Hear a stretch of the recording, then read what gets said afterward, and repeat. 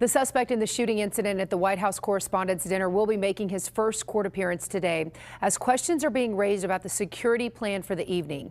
Natalie Brand has more details from the White House. By that time, we started to realize maybe it was a bad problem, different kind of a problem, bad one. In an interview with CBS News' 60 Minutes, President Trump recounts the moments after gunshots were heard just outside the ballroom of the White House Correspondents' Dinner on Saturday. That moment where it looks like you go sort of down with the service, you were telling them to wait? Well, I know what happened is then I started walking with him. I started walking. And they said, please go down on the floor. The suspect, 31-year-old Cole Allen from California, is set to appear in court today. CBS News obtained a copy of what investigators call his manifesto.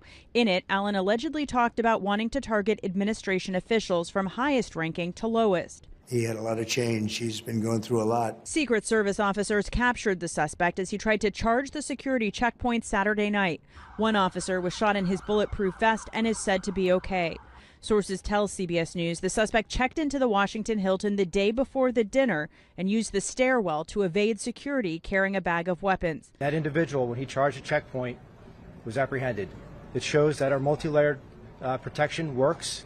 CBS News has learned White House Chief of Staff Susie Wiles will convene a meeting this week with the U.S. Secret Service and Department of Homeland Security to assess protocols for presidential events. In this moment, in this security environment, the paradigms of the past may not be sufficient to meet the moment. A senior White House official tells CBS News that President Trump is standing by the Secret Service while also ordering a review of security procedures.